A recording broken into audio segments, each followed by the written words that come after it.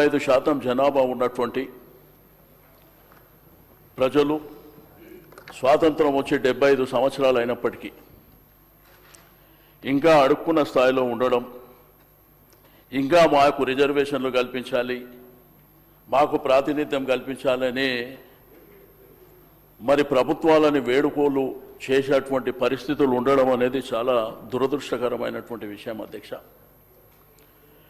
ఎందుకంటే సంఖ్యాపరంగా జనాభా పరంగా 185% ఉన్నటువంటి మనం బట్ పరంపరగా కొనసాగుతుంది. బడ్జెట్ పద్దులు పెట్టినప్పుడు గౌరవ డిప్యూటీ చీఫ్ మినిస్టర్ గారు పదే పదే మాట్లాడుతుంటారు అధ్యక్ష, మాది అంకెల గారడి కాదు,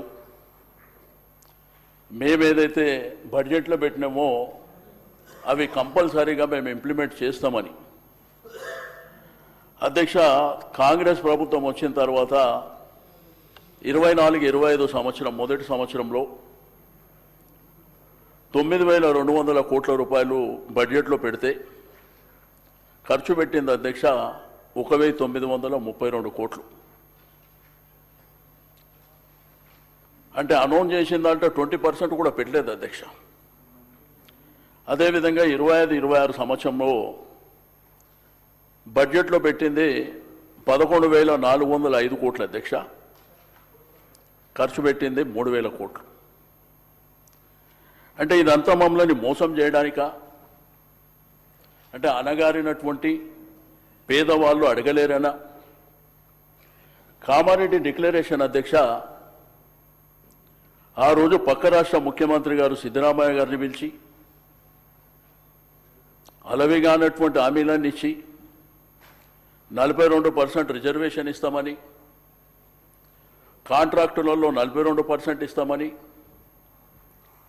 రాజకీయ ప్రాతినిధ్యంలో అవకాశాలు ఇస్తామని, బడ్జెట్ కూడా సంవత్సరానికి 20,000 కోట్ల రూపాయలు ఇస్తామని, దాంతోపాటు సబ్ ప్లాన్ ఇవన్నీ ఇంప్లిమెంట్ చేస్తామని చెప్పి మీరు అధికారంలోకి వచ్చారు.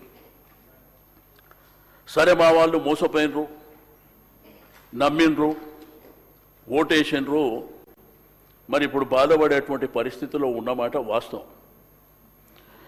అయితే 42% రిజర్వేషన్ విషయంలో కూడా అధ్యక్ష, గతంలో అనేకమైనటువంటి ప్రభుత్వాలు సమైక్య ఆంధ్రప్రదేశ్ రాష్ట్రంలో కావచ్చు, తెలంగాణ రాష్ట్రంలో కావచ్చు, తీర్మానాలు చేసి రాష్ట్రపతి గారికి పంపించి పార్లమెంట్లో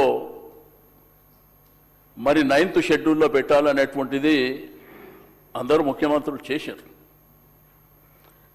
కానీ ఇక్కడ ఉన్నటువంటి కాంగ్రెస్ ప్రభుత్వం ఆ రోజు ఇదే శాసనసభలో ఆ తీర్మానం పెట్టినప్పుడు మా మిత్రులు పొన్నం ప్రభాకర్ గారు మనం అందరం యునానిమస్ సపోర్ట్ చేయాలంటే ఆ రోజు కూడా నేను మాట్లాడినా, చేస్తాం, మాకేం అభ్యంతరం లేదు అని యునానిమస్గా సపోర్ట్ చేసినప్పుడు ఇది 9th షెడ్యూల్లో అయితే తప్ప ఇది మనం తీర్మానం చేసి పంపించినంత మాత్రాన కాదు అంటే హరీబరీగా డిపార్ట్మెంట్ని పక్కన పెట్టి, మా బీసీ కమిషన్ని పక్కన పెట్టి డిపార్ట్మెంట్ ద్వారా జరగాలని, ఆ తర్వాత జీవోల ద్వారా జరగాలని, ఆర్డినెన్స్ ద్వారా జరగాలని హరీబరీ చేయడం, ఆ తర్వాత ఢిల్లీకి జంతర్ మంతర్ దగ్గరికి ప్రభుత్వంలో ఉన్నటువంటి ప్రముఖులు, మా గౌరవ మంత్రులు కావచ్చు, శాసనసభ్యులు కావచ్చు, ఏకంగా ముఖ్యమంత్రి గారు కావచ్చు, అక్కడ ధర్నా చేశారు అధ్యక్ష. మమ్మల్ని అప్పుడు ఒక డెలిగేషన్ ప్రైమ్ మినిస్టర్ దగ్గరికి తీసుకెళ్తామని చెప్పారు ఆల్ పార్టీ, అది జరగలే. జంతర్ మంతర్ దగ్గర ధర్నా చేసేటప్పుడు పార్లమెంట్ జరుగుతుంది అధ్యక్ష. పార్లమెంట్ జరిగినప్పుడు ఒక రాష్ట్రానికి సంబంధించినటువంటి ప్రభుత్వం టోటల్గా, అంటే ప్రభుత్వం అంటే ఒక ముఖ్యమంత్రి మంత్రులు కాదు అధ్యక్ష, గౌరవ శాసనసభ్యులు, పార్లమెంట్ సభ్యులు, శాసన మండలి సభ్యులు, జిల్లా పార్టీ కాంగ్రెస్ అధ్యక్షులు, పిసిసి అధ్యక్షులు అందరూ పోయి ధర్నా చేస్తే అధ్యక్ష, ఆల్ ఇండియా ప్రెసిడెంట్ గారు ఆ కార్యక్రమానికి రాలే. మరి కేంద్రంలో పార్లమెంట్లో అపోజిషన్ లీడర్ అయినటువంటి పెద్దలు రాహుల్ గాంధీ గారు కూడా రాలే. ఆ తర్వాత ప్రధానమైనటువంటి వ్యక్తులు కూడా మరి ఆ ధర్నాలో భాగస్వామ్యం చేసుకోలే. రెండోది, కనీసం రాష్ట్రపతి గారు అపాయింట్మెంట్ కూడా అడగలే.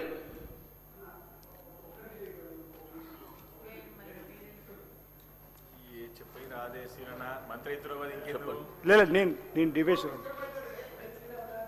మల్లన్న అధ్యక్ష నమస్కారాలు. నాకు ఈ అవకాశం కల్పించినందుకు ధన్యవాదాలు. బీసీల సంక్షేమం పైన పెద్దలు శ్రీనివాస్ గారు మాట్లాడుతూ ఉన్నారు, సంతోషం.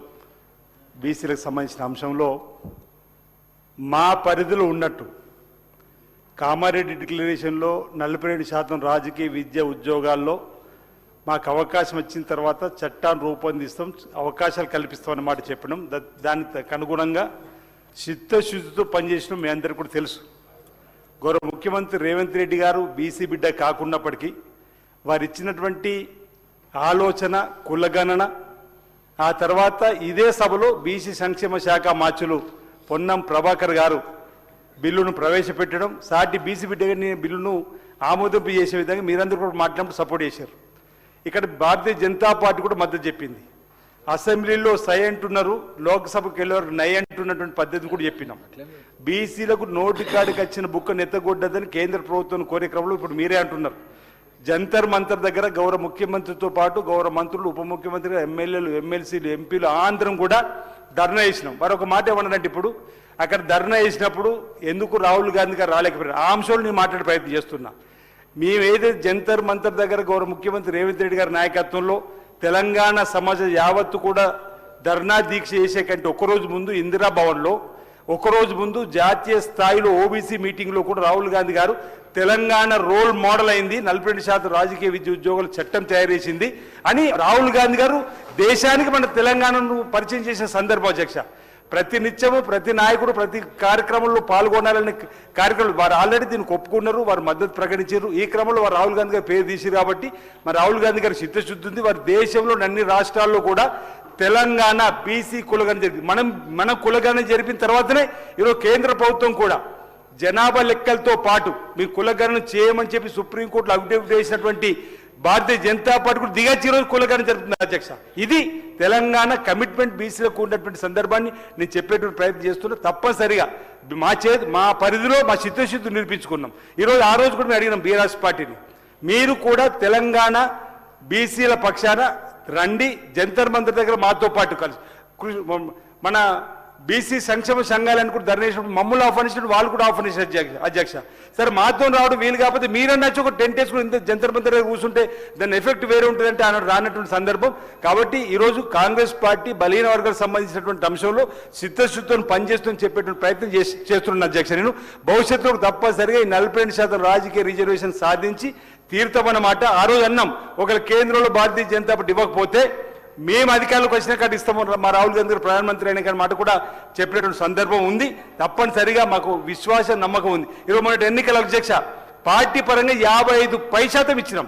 ఈరోజు మన బీసీలు కూడా అనేక జనరల్ స్థానాలలో సర్పంచులు గెలిచారు, మున్సిపల్ కౌన్సిల్ గెలిచారు, మున్సిపల్ చైర్మన్లు గెలిచారు. బీసీలు చైతన్యవంతులు అయిన అధ్యక్ష. సీనాన్ని చెప్పేటువంటిది బీసీలకు జరుగుతున్నటువంటి అంశాలపైన చర్చ జరిపి ప్రభుత్వానికి సంబంధించి సూచనలు చేస్తే పర్వాలేదు, కానీ ఇందులోకి రాహుల్ గాంధీ గారి చిత్తశుద్ధిని తీసుకురావడం, మల్లికార్జున గారి చిత్తశుద్ధి తీసుకురావడం తప్పు అనే మాట చెప్తూ వారి దృష్టిలో ఉంది. మా ముఖ్యమంత్రి గారు వారి దృష్టిలో తీసుకుపోయి ఈ తెలంగాణ దేశానికి రోల్ మోడల్ అయింది అధ్యక్ష ఈ అంశంలో. శ్రీనివాస్ యాదవ్ గారు, ఇంకా మన జాతి అడక తింటాము అంటే మనం చేసేది కూడా ఏం లేదు. అడక తిందామంటే అడక తిందాం, మాకేమో అభ్యంతరం లేదు. ఎందుకంటే నేను మీకనలేదు సార్, నేను వారికి